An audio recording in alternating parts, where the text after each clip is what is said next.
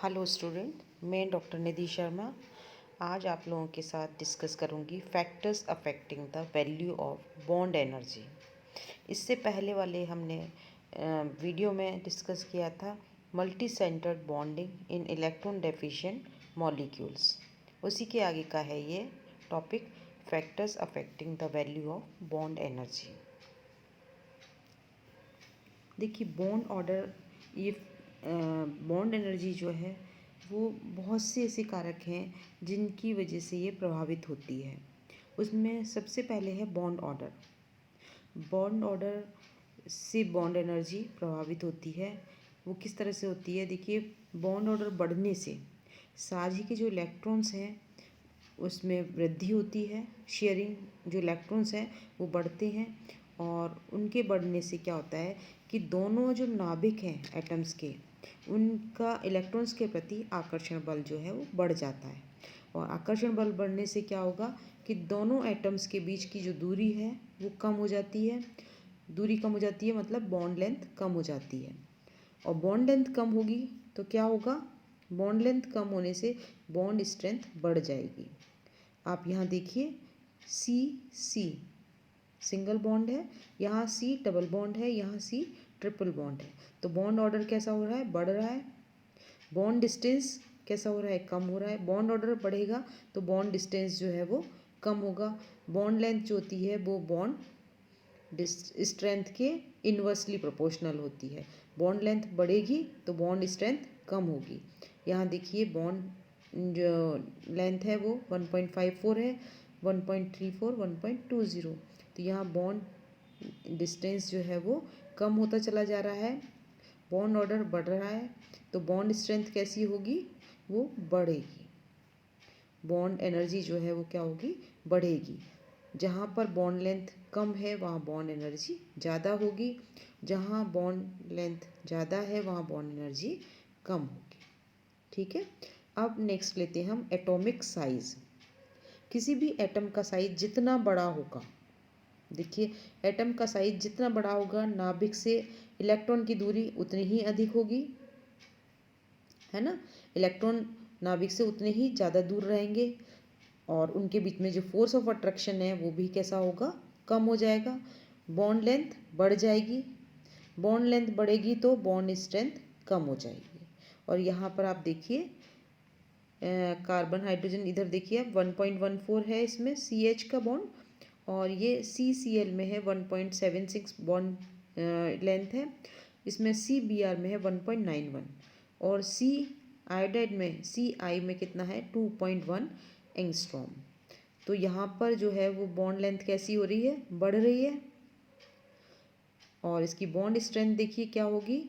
Bond length बढ़ रही है तो बॉन्ड स्ट्रेंथ कम होगी। बॉन्ड लेंथ कम है तो बॉन्ड स्ट्रेंथ अधिक होगी। तो एटॉमिक साइज बॉन्ड एनर्जी को प्रभावित करता है। जितना बड़ा साइज होगा उतना ही उसकी बॉन्ड लेंथ अधिक होगी और बॉन्ड एनर्जी जो है वो कम होगी। ठीक है। अब हम लेते हैं टाइप ऑफ हाइब्रिडाइजेशन, कि हाइब्रिडाइजेशन की जो टाइप है वो कैसे बॉन्ड एनर्जी को अफेक्ट करती है।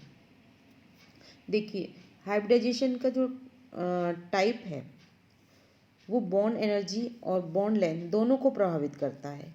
वो किस तरह से करता है कि अगर किसी ऑर्बिटल में एस करेक्टर अधिक है, एस करेक्टर अधिक होने के कारण क्या होगा कि वो उसकी बॉन्ड लेंथ कम हो जाएगी।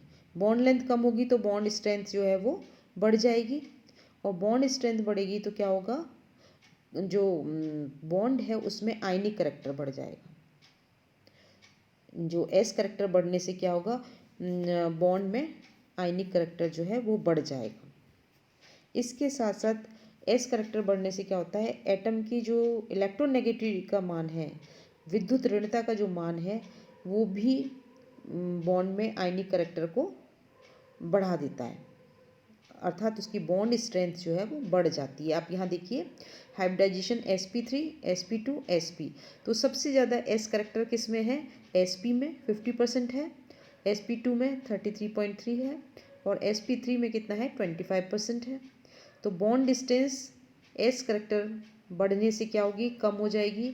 तो बॉन्ड स्ट्रेंथ आप यहाँ देखिए sp3 में कितनी है बॉन्ड स्ट्रेंथ, इसकी बॉन्ड डिस्टेंस 1.14, और यहाँ पे sp2 में जहाँ पर s करेक्टर 33.3 है वहाँ पर कितनी हो गई 1.11, और यहाँ sp 50% है, यहाँ बॉन्ड डिस्टेंस जो है वो 1.06 एंगस्ट्रॉम है। अब इलेक्ट्रोनेगेटिविटी देखिए आप, बॉन्ड डिस्टेंस घटेगा, इलेक्ट्रोनेगेटिविटी बढ़ेगी। देखिए यहाँ पर 1.14 है, यहाँ पर कितनी है इसकी 2.48, यहाँ पर 1.11 है बॉन्ड डिस्टेंस, तो यहाँ पर इलेक्ट्रोनेगेटिविटी कितनी है 2.75, और यहाँ पर सबसे अधिक है, ये कितनी है 3.25। तो बॉन्ड एनर्जी एस करेक्टर बढ़ने से बढ़ेगी, बॉन्ड को इस बॉन्ड स्ट्रेंथ बढ़ेगी, बॉन्ड एनर्जी क्या है बढ़ेगी। ठीक है, अब हम लेते हैं फोर्थ पॉइंट। फोर्थ पॉइंट क्या है, इलेक्ट्रोनेगेटिविटी ऑफ बॉन्डेड एटम्स। जो बॉन्डेड एटम्स हैं उनकी इलेक्ट्रोनेगेटिविटी में डिफरेंस अगर अधिक है तो बॉन्ड कैसा होगा, मजबूत बनेगा, स्ट्रॉन्ग बनेगा। देखिए जैसे कोई भी बॉन्ड है, ए और बी एटम है, उनकी जो इलेक्ट्रोनेगेटिविटी है वो काई ए और काई बी जो है उसका अगर मानों में ज़्यादा अंतर है, डिफरेंस ज़्यादा है, तो क्या होगा, बॉन्ड स्ट्रॉन्ग बनेगा, और बॉन्ड लेंथ कैसी होगी उसकी, कम होगी। ठीक है, इस तरह से हम इलेक्ट्रोनेगेटिविटी से हम इसकी बॉन्ड एनर्जी को कैलकुलेट कर सकते हैं। नेक्स्ट पॉइंट है presence of non bonded electron pairs. देखिए नॉन बॉन्डेड इलेक्ट्रॉन पेयर्स अगर कहीं प्रेजेंट हैं, देखिए नॉन बॉन्डेड इलेक्ट्रॉन पेयर्स अगर प्रेजेंट हैं तो क्या होगा कि उनके इलेक्ट्रॉन्स के बीच में रिपल्शन अधिक होगा। रिपल्शन अधिक होगा तो क्या होगा, बॉन्ड स्ट्रेंथ जो है वो डिक्रीज होगी। तो बॉन्डेड इलेक्ट्रॉन पे नॉन बॉन्डेड इलेक्ट्रॉन पेयर अगर प्रेजेंट हैं तो बॉन्ड स्ट्रेंथ कम होगी, क्योंकि इलेक्ट्रॉन्स के बीच में रिपल्शन अधिक होगा। नेक्स्ट है resonance. Resonance, with increase in resonance in any molecule, the stability of the compound is increased, so the bond strength is also increased. सीधी सी बात है, अगर कोई कंपाउंड है उसके रेजोनेटिंग स्ट्रक्चर्स ज़्यादा हैं, है ना, तो उसमें क्या होगा, कंपाउंड जो है वो स्टेबल होगा। कंपाउंड स्टेबल होगा तो क्या होगा, bond strength is also increase. अब इसके बाद में रेजोनेंस का जो है ये बॉन्ड एनर्जी को इस तरह से प्रभावित करता है, लेकिन as the value of bond energy depends upon the various factor, so the value of bond energy for any bond can be different in different compounds. देखिए इसमें क्या होता है कि बंद ऊर्जा कई कारकों पर निर्भर करती है, केवल ऐसा नहीं रेजोनेंस पे कर रही है कि हाइब्रिडाइजेशन पे कर रही है, कई फैक्टर्स हैं जो बॉन्ड एनर्जी को प्रभावित करते हैं। जो बंद ऊर्जा जो है वो कई कारकों पर निर्भर करती है, अतः एक ही बंध की ऊर्जा का मान भिन्न भिन्न यौगिकों में भिन्न भिन्न हो सकता है। देखिए जैसे ये टेबल दी हुई है, आप इसमें देख सकते हैं कि C2H6, C2H2, CH3OH, इनमें जो बॉन्ड एनर्जी का मान है वो डिफरेंट है।